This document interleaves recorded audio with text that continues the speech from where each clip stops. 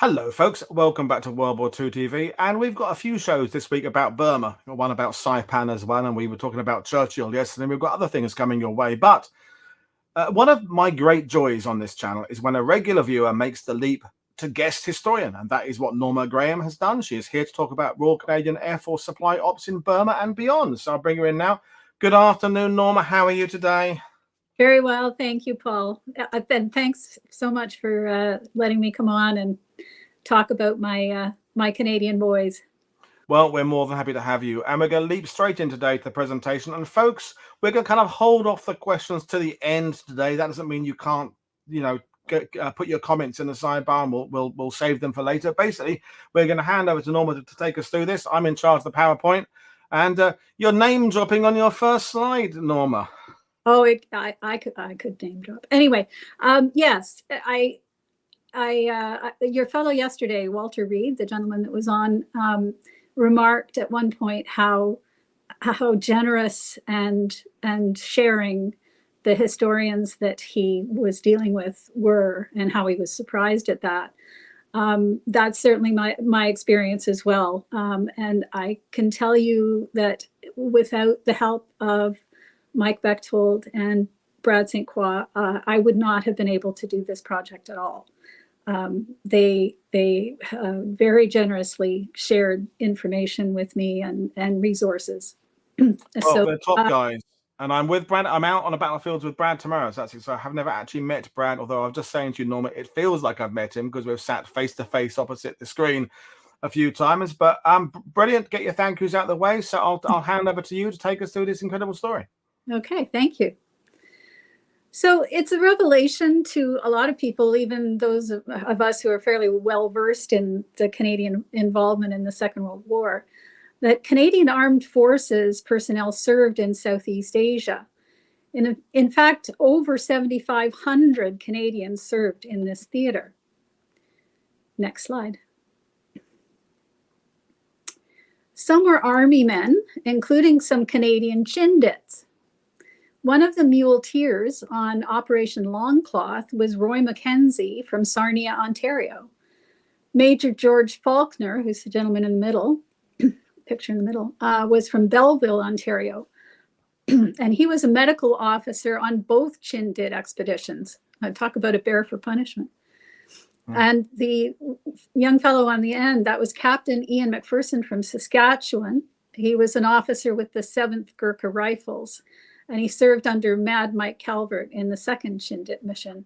He was killed in action April of 1944. And I've seen the letter that Calvert wrote to his family. And he was absolutely heartbroken at losing McPherson because he was such a brave and good soldier. Next slide. Most of the Canadians serving in SEAC. SEAC is Southeast Asia Command. I know American friends, you refer to it as ICB, India, China, Burma. In Britain, it's called Southeast Asia Command, or SEAC. So most of the Canadians serving in SEAC were in air support.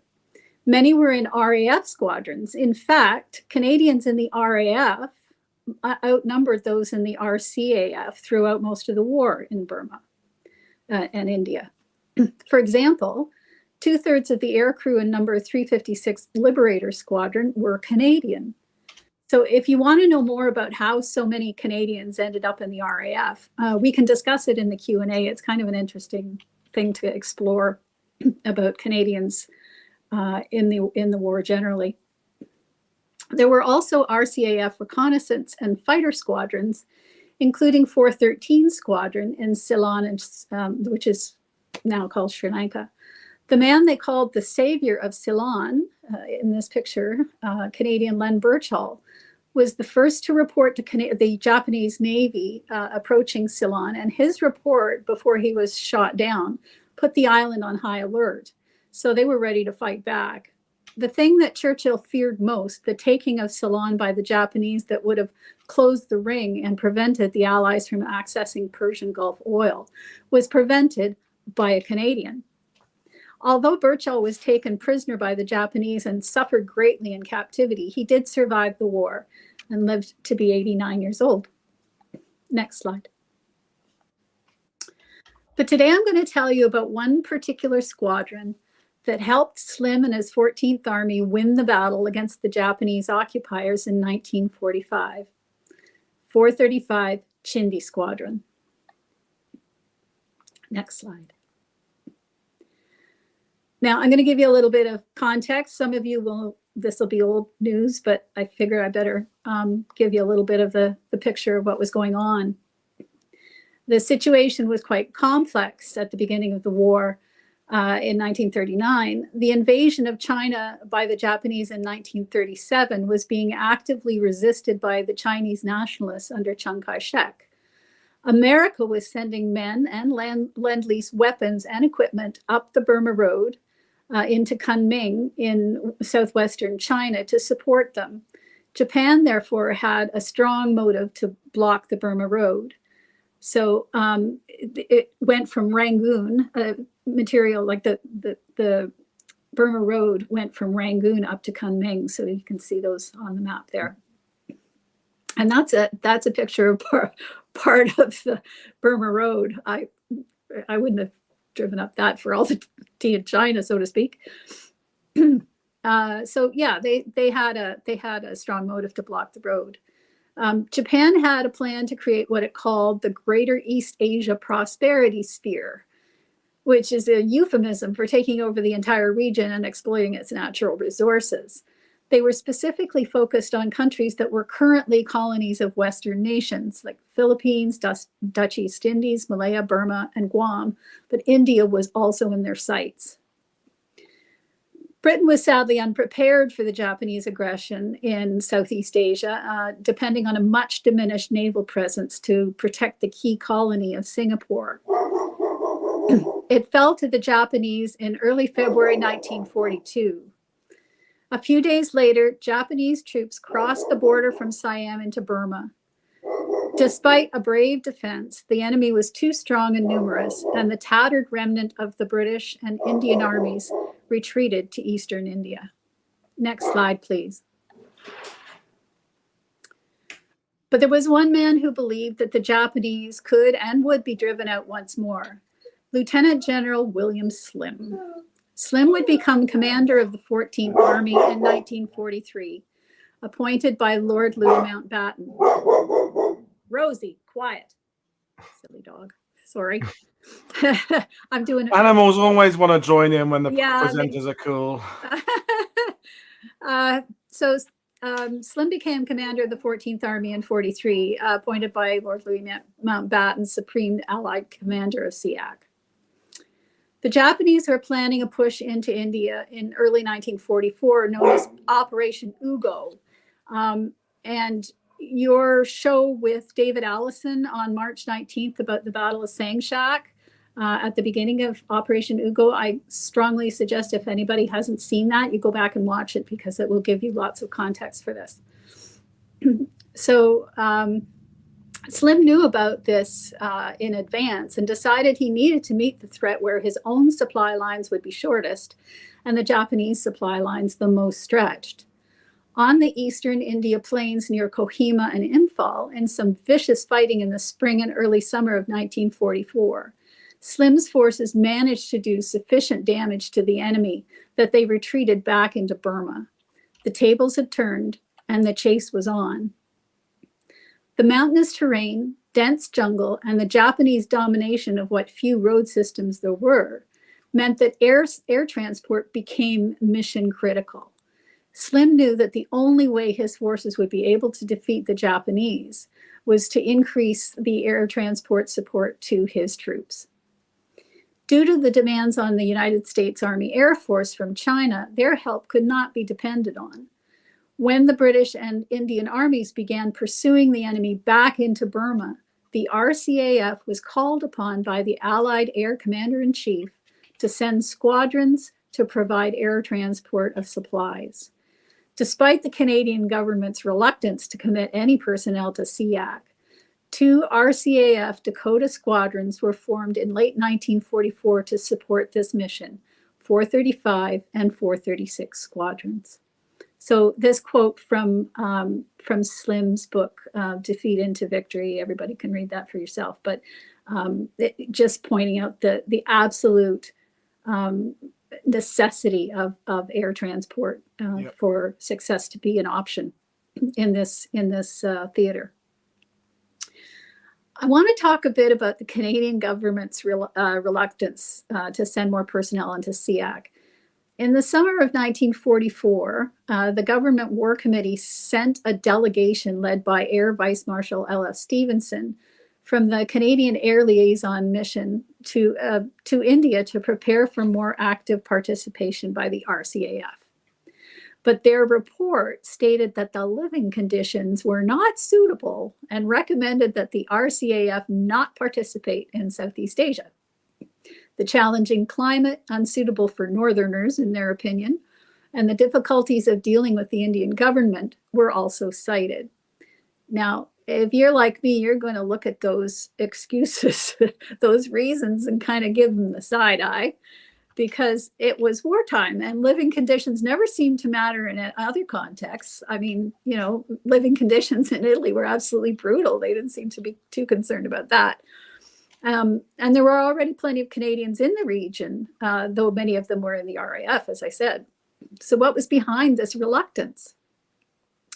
Did the Canadian government send this delegation with a directive to find reasons not to send RCAF personnel to SEAC? You know what it's like if you're on a committee. The important discussions are not what happens in the meeting room. They're the ones that happen in the corridor after the meeting. So I'm kind of wondering if there was a quiet word in somebody's ear. Look, we really don't want to go. So find a reason we don't. I mean, I don't know that. And then there's no way to know it. Was it because, like the American government, the Canadian government was unwilling to assist in Britain's apparent desire to recover its empire? I'm not sure it's possible to ever know for certain, because documentation is scarce and may never have existed at all. In the minutes of the War Committee meetings, you can see them struggling with these issues and the uncertainty they were facing should an invasion of Japan itself become necessary. And I think that's something we always have to remember.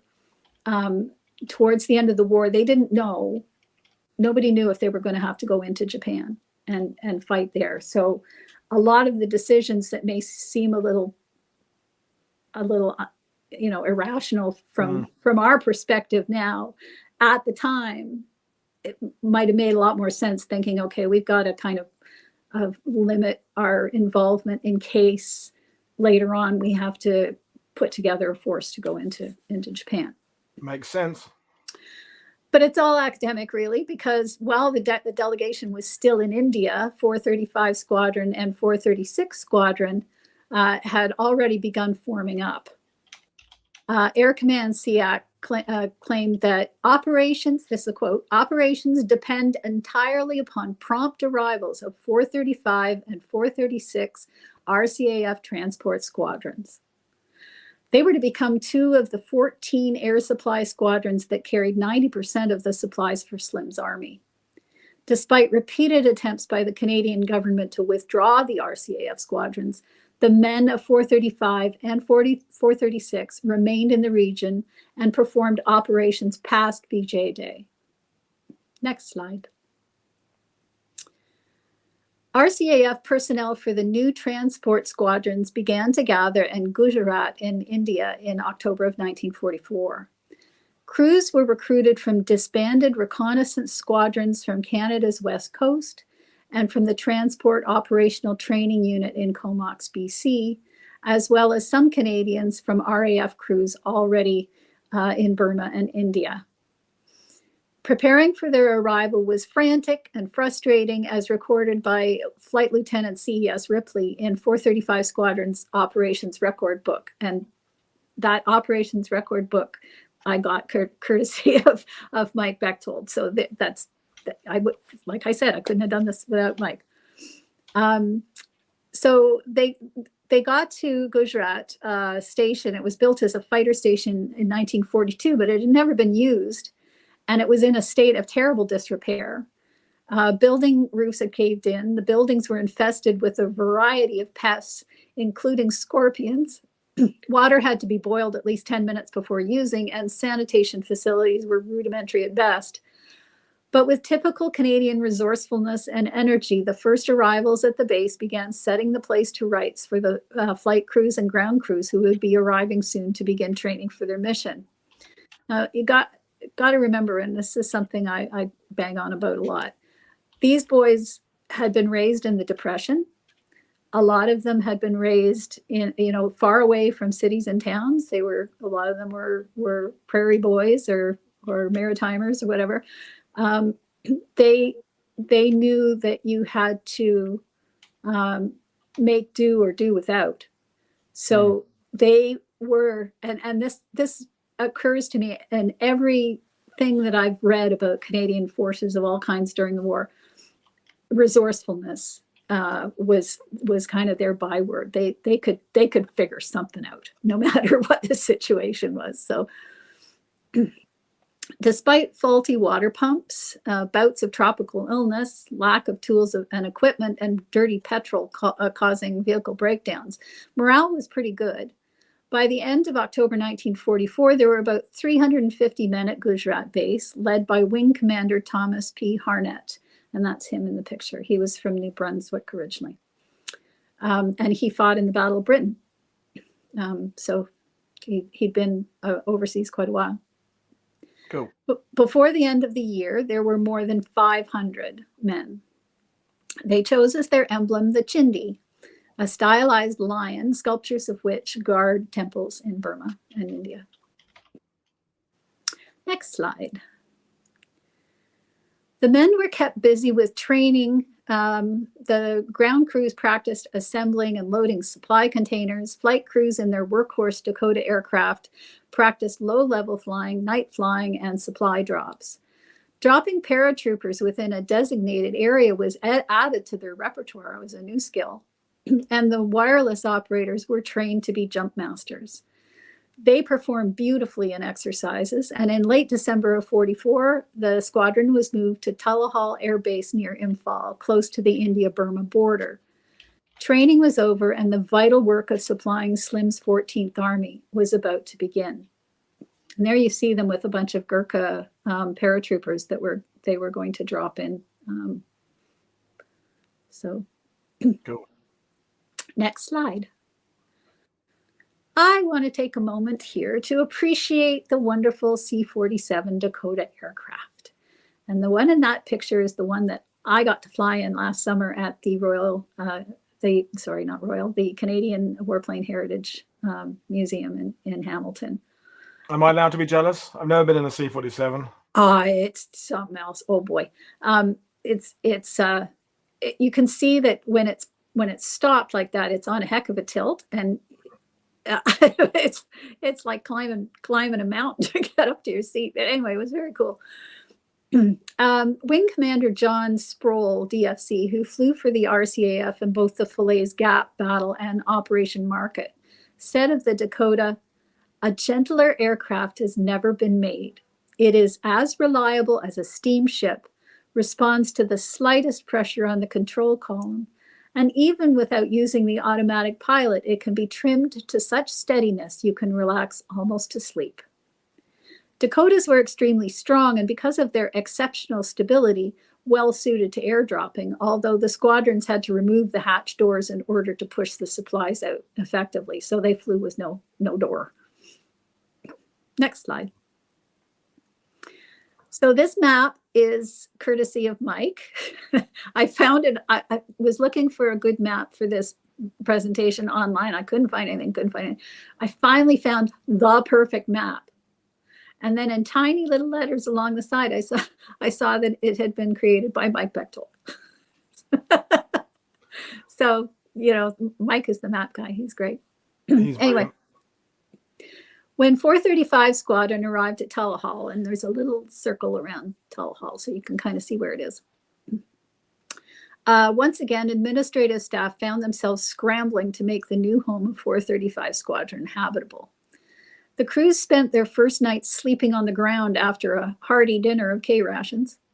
But by begging and borrowing cots, jeeps, cookware, and other equipment from neighboring squadrons, the USAF and RAF squadrons in the area, the staff got the base more or less properly equipped, while air crews immediately began flying missions.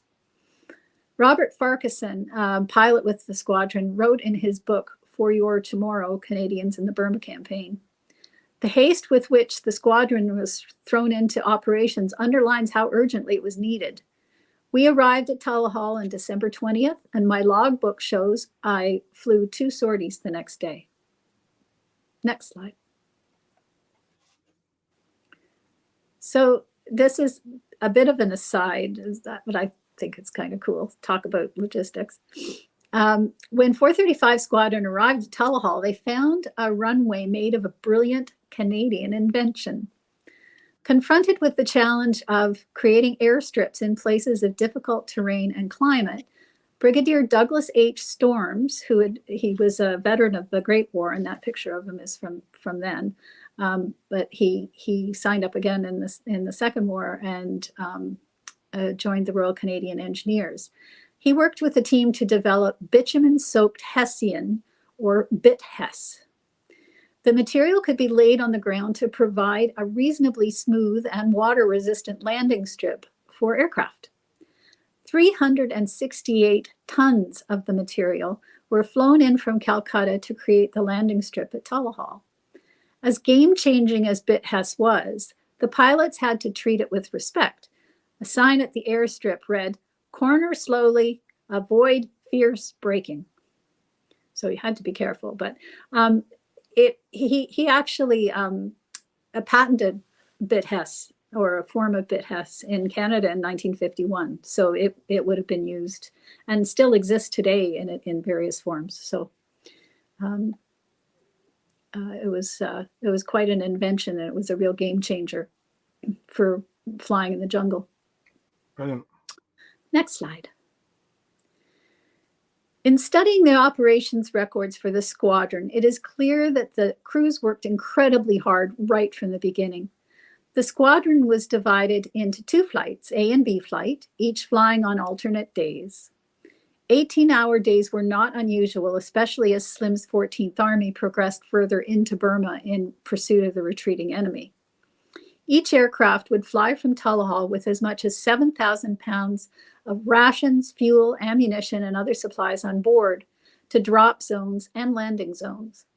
Due to the mountainous landscape around Tulhal, they needed to climb quickly past 8,000 feet and then down to 200 feet to begin looking for their target zones in the sea of green jungle beneath them. Once a drop zone was located, the kickers, who were usually ground crew members that volunteered for flight duty, they made a few extra bucks on the deal, would push the large packages of supplies out the door of the aircraft, usually with their feet. So you can see there. I managed to find a book that 435 Squadron themselves had put together at the end of the war. That's kind of like a high school yearbook. I don't know if you have those in the UK, but it's like a yearbook, but it's for a squadron instead of high school classes, right? So there's a lot of great pictures that these guys took themselves that they gave to the committee that was putting the book together, and that's what some of these are. So next slide. Some items could be dropped straight down. Others were para-dropped with small parachutes that would slow their descent to keep them from being destroyed on impact. In some places, narrow landing strips had been cut out of the jungle, and the pilots had to use all of their skill to land safely in these makeshift landing zones. Quite often, once the supplies had been unloaded, their place on the aircraft was taken up, with casualties being flown out for medical care. Within 6 weeks of beginning operations at Tulhal, 435 Squadron had flown 4,344 hours in 2,857 trips and delivered over 5,300 tons of supplies to 14th Army. They'd evacuated 438 casualties and flown in over 3,000 replacements, and they still had 6.5 months to go. Next slide. Although Tulhal was a reasonably safe distance from the front lines while 435 Squadron was operating there, the work was not without risks. In the first month, attacks from Japanese fighter planes occurred with alarming frequency. In the ops records, most days include a notation, no fighter escort. And you can see no escort, no escort. I've highlighted in that page. All the fighter planes were deployed elsewhere and couldn't be spared. The Dakotas had no weapons on board, nothing. They had no defenses except for the skill of the pilots. Robert Farquharson recounts a terrible day, January 12, 1945, when Flight Lieutenant Herb Coons led 5 aircraft to a drop zone at Shwibo near the Irrawaddy River and into a hornet's nest of Japanese fighter planes.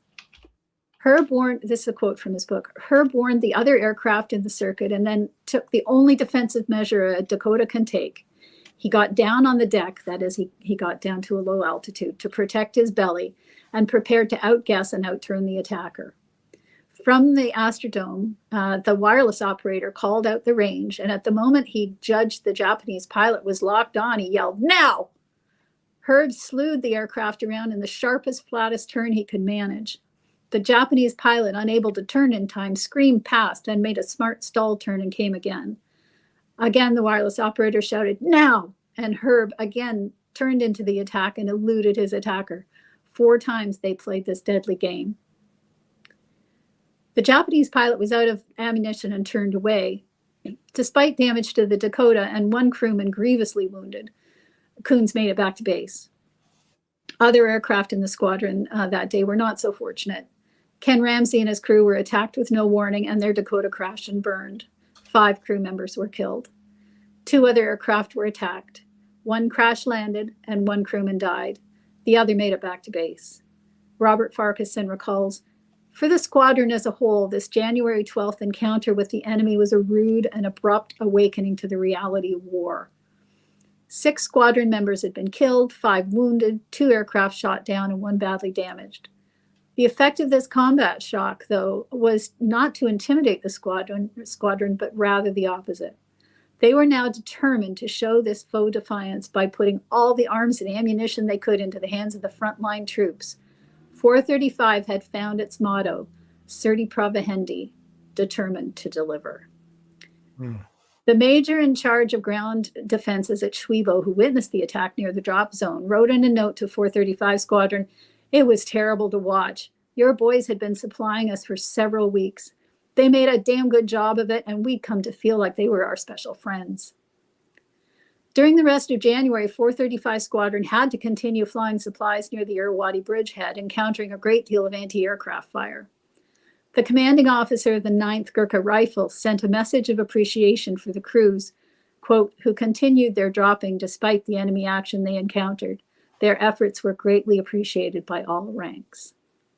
Next slide. In some ways, weather was a greater enemy to the airmen of 435 Squadron than the Japanese. From May to October, the monsoon creates the worst possible flying conditions.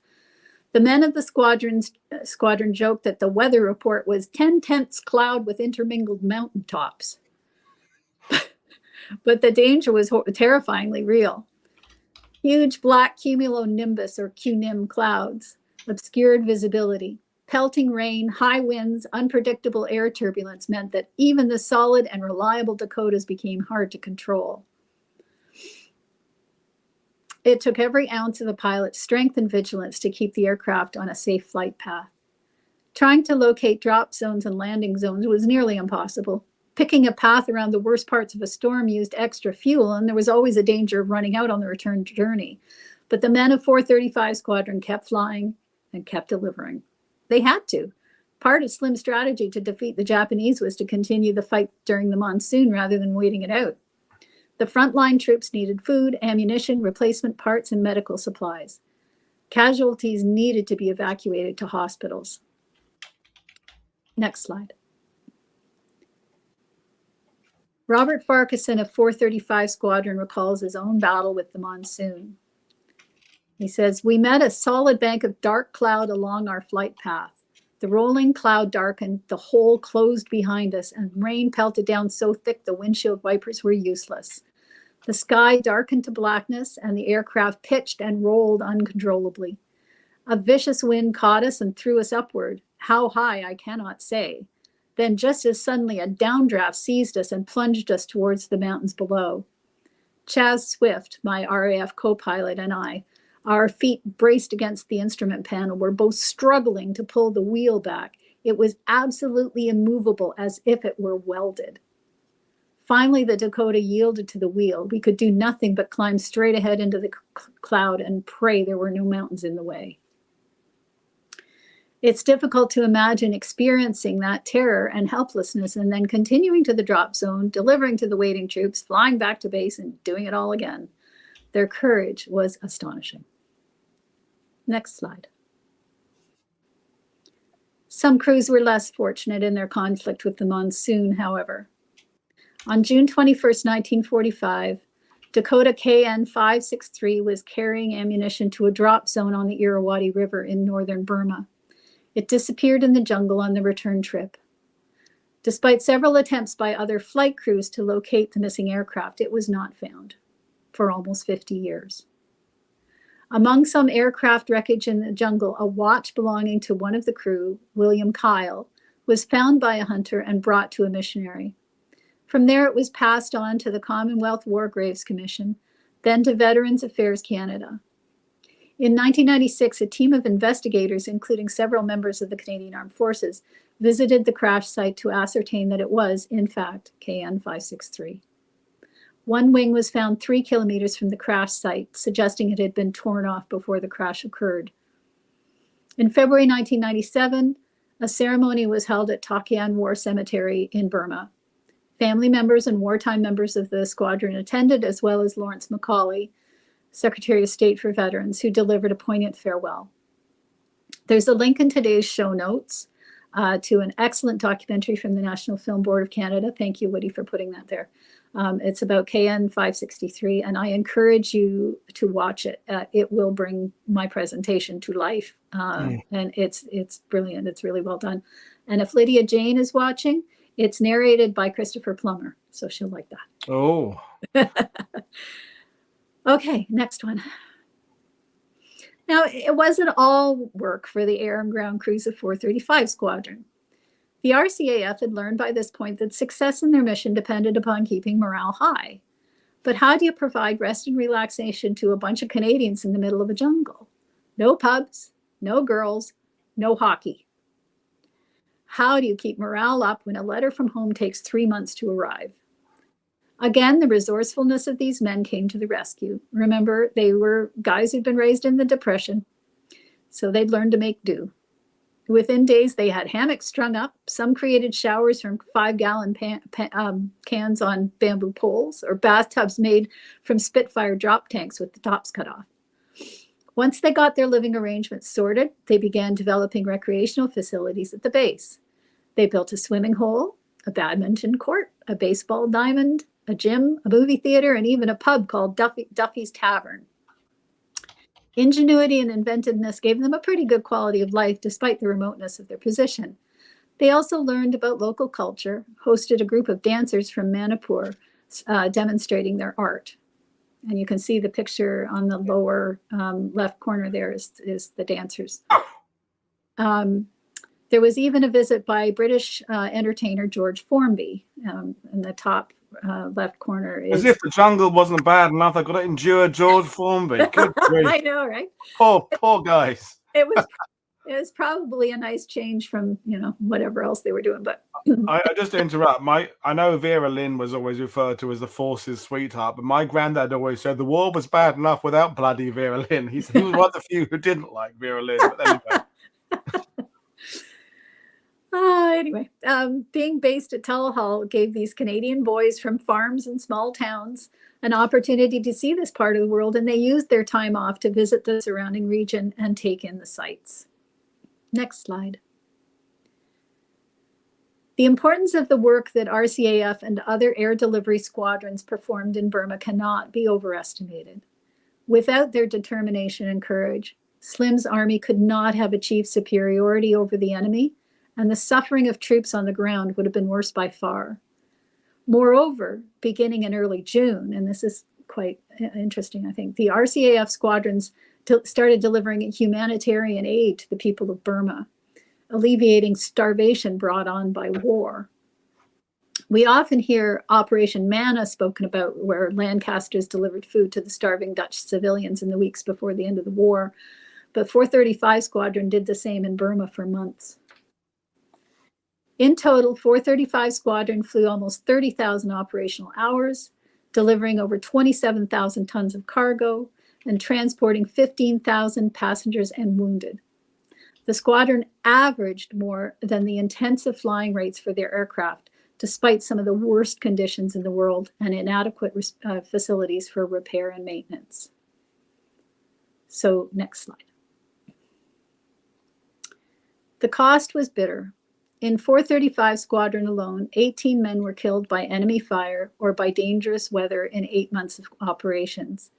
In his foreword to the pictorial album that men from the squadron created as a memento for the members, Wing Commander Harnett wrote, "Sufficient unto us the knowledge that we have lived up to our responsibilities, fulfilled our task, and upheld the good name of Canada." Thank you for listening, and please remember them. Well, what can I say except librarians rock? And just when you were saying that, that's someone's mum. Alexander just said, "Woo, that's my mum" on screen there. that's my boy.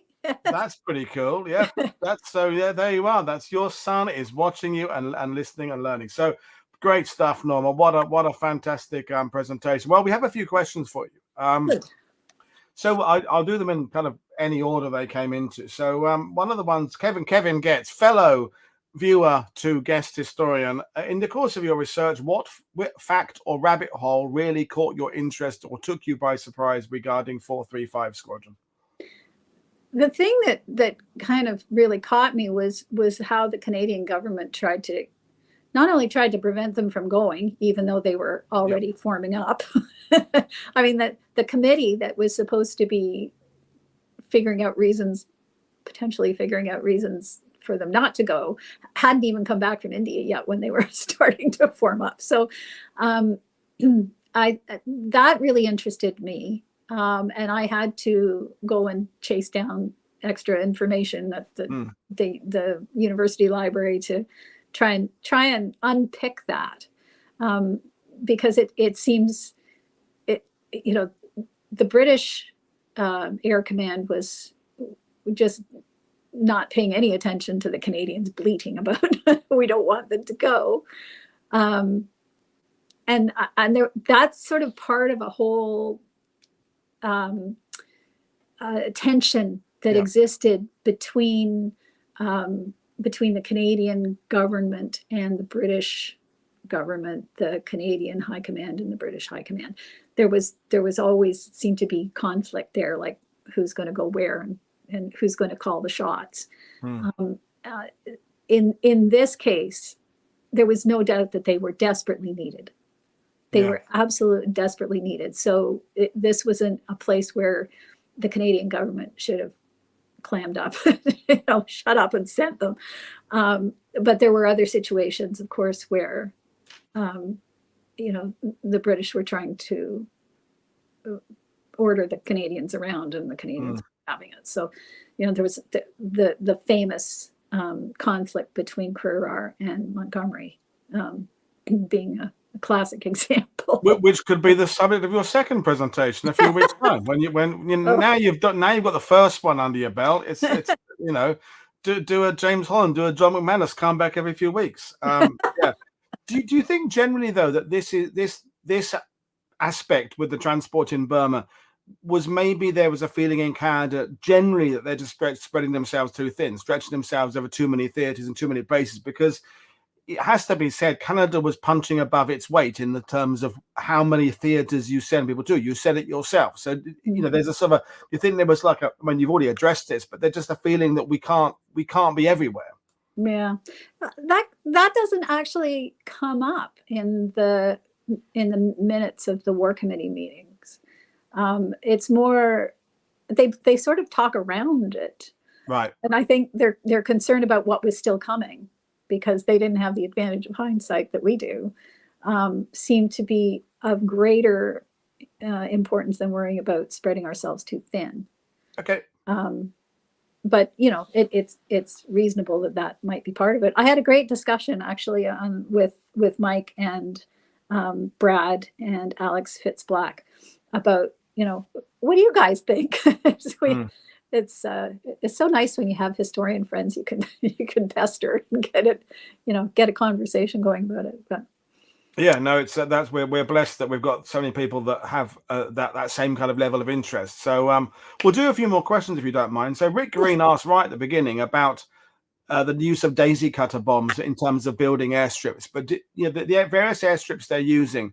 Do we know much about how they were built? Because all sorts of methods were put to use in that theatre for creating airfields. You know, he put in the fact that some of them built by troops coming by glider. Any thoughts on that? I think you wouldn't have wanted to take a glider into where some of these drops or these landing zones were, because they would have been, you wouldn't have been able to land them at all. Like they would have just been destroyed on impact. When you see, if you go and watch that film from the National Film Board, yeah, you'll see what the landscape is like, and there really wasn't much option for. I don't know how they built them other than the BITHES. I didn't really look into it particularly, how the airstrips were built, but okay, they were pretty rudimentary. Okay.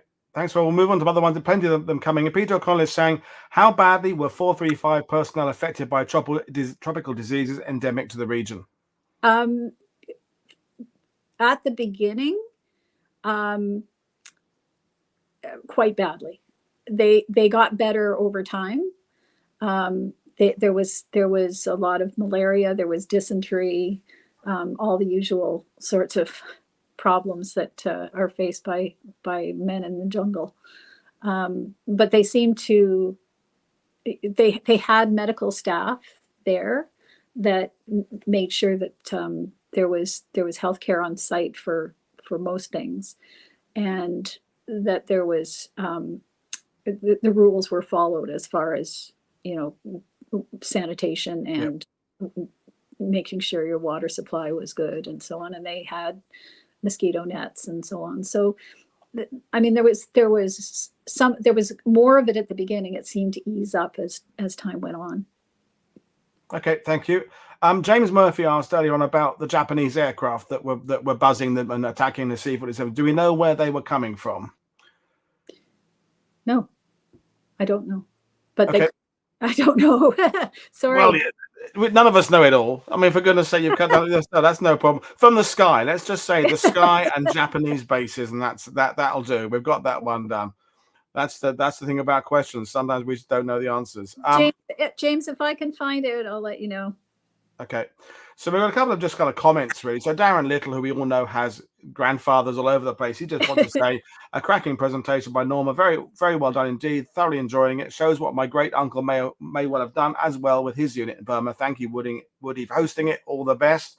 And Brad is saying, well done, Norma. Whoever hosted you first on a live stream really saw your talent. So that's quite humorous. Hi, Brad.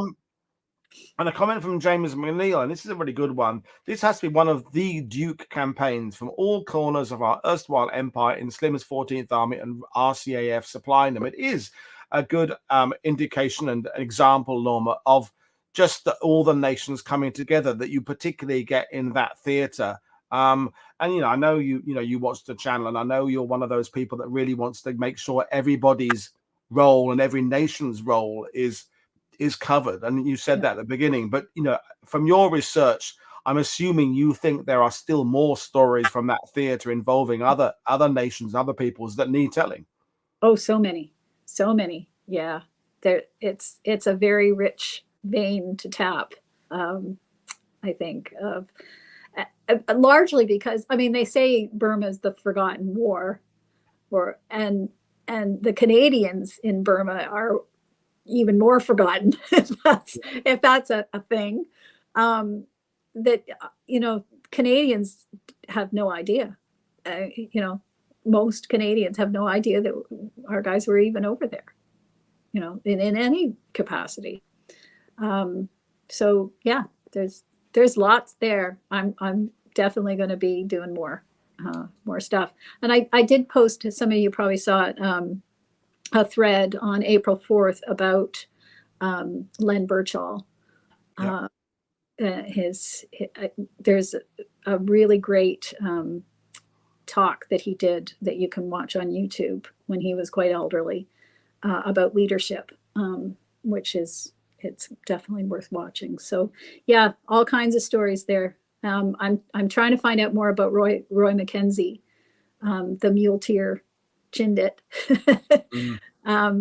So yeah, no end of stories. It's interesting whether these campaigns that have earned the title Forgotten is, you know, Italy is the forgotten campaign, Burma's the forgotten campaign, and they are absolutely being written about now, and people are talking about them. But to some extent, they're talking about the same things. It's the Chindit campaigns obviously get a lot of attention, and Italy at Monte Cassino, although I will be guilty of talking about that a lot next month on World War II TV. It's spreading the love further afield, I think, and finding these other stories. So again, thank you for doing this. So just a couple of people were asking you to confirm the height they were flying over the drop zones. People were saying, is it about 200 feet? Does that sound right? Yep. Yeah. I mean, that's crazy, given how high some of the jungle canopies are around there. You know, that's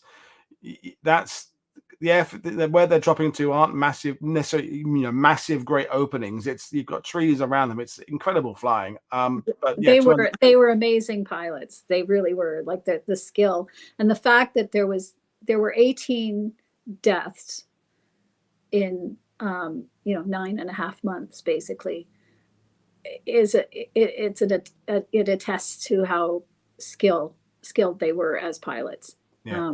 Unbelievably good at what they did. But a lot of them trained on the west coast of Canada, where, you know, forest, like there's, you know, it's a temperate rainforest. So they're used to flying over trees and, you know, that they're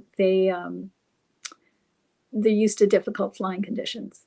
Now the monsoon was a step up from that. It was that quote you did about 10/10 cloud and intermittent mountains where it was just made me laugh, and yet it's not really funny, because it is funny, but someone said that because obviously the weather conditions were really terrible, and they're making light of it by squaddy airman humor, because that's how they did it back then. That's how they did it. And I mean, sometimes it would be too bad to fly in the morning, but they just keep watching until they could get out, because they felt really strongly the importance of their mission. So as soon as they thought they could get away with it, they'd take off. Yeah.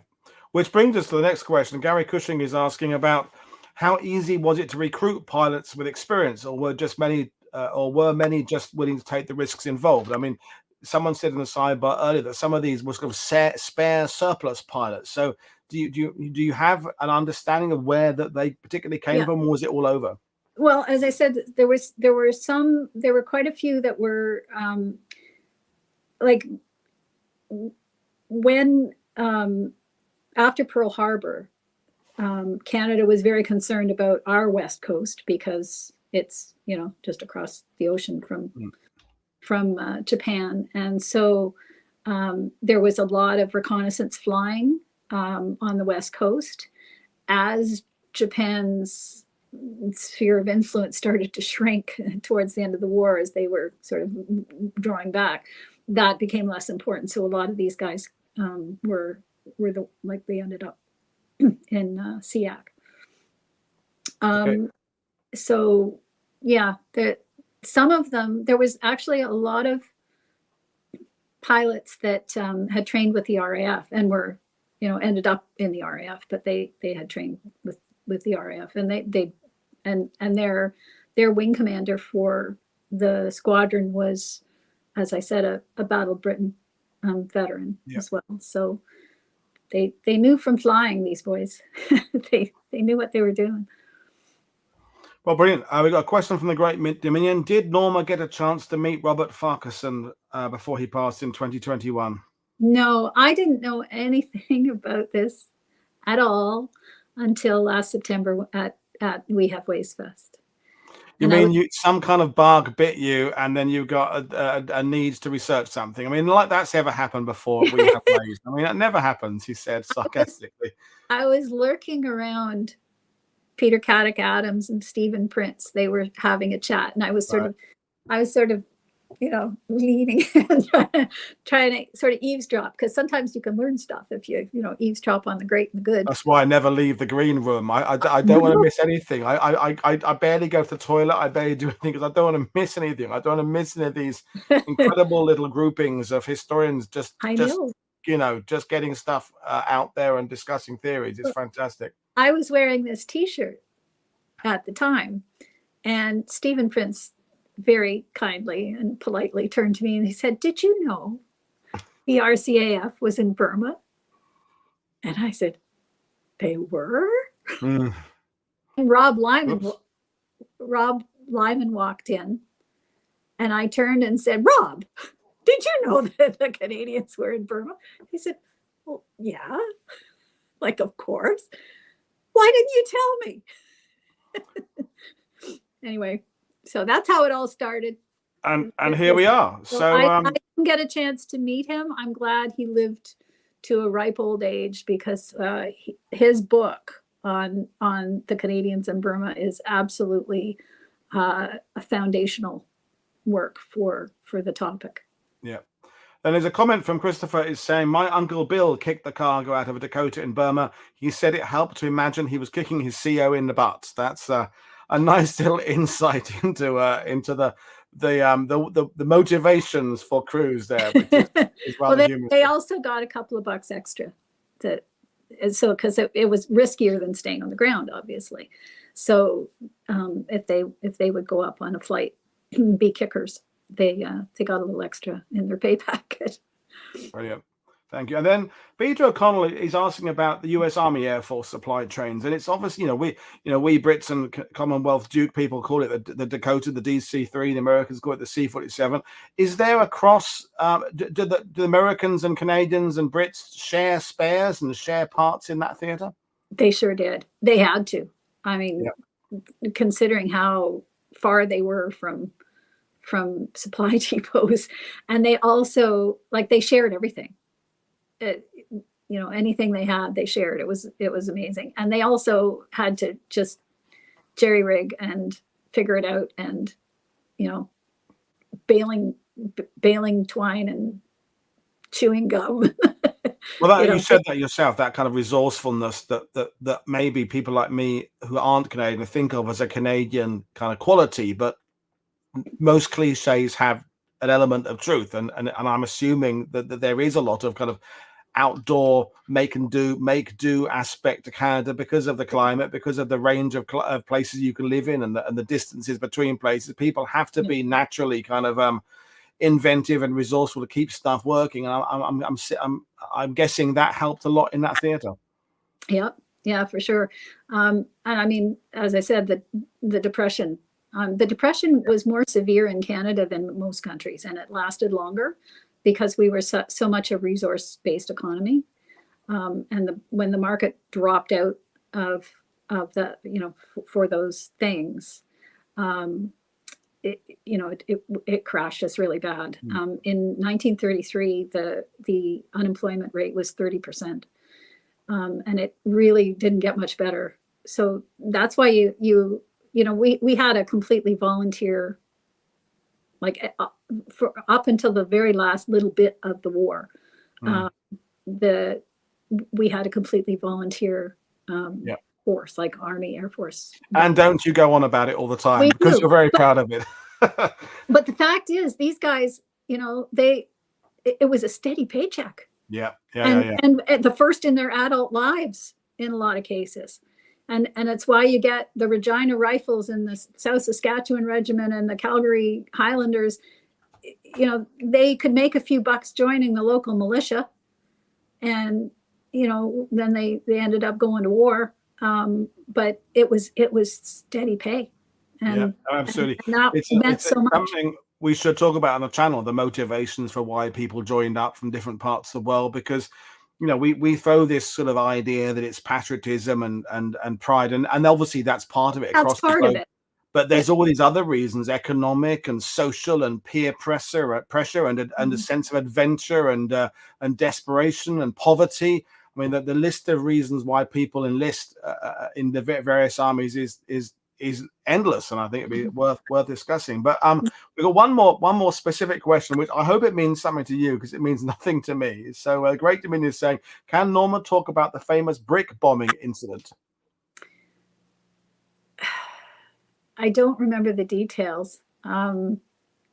Sorry, tell GD to type it into the sidebar, because I don't remember it. I remember it happening, but I know that they were throwing bricks out of the planes, but I don't remember why. I don't remember the context. It's terrible getting old. I can't hold on to stuff in my brain.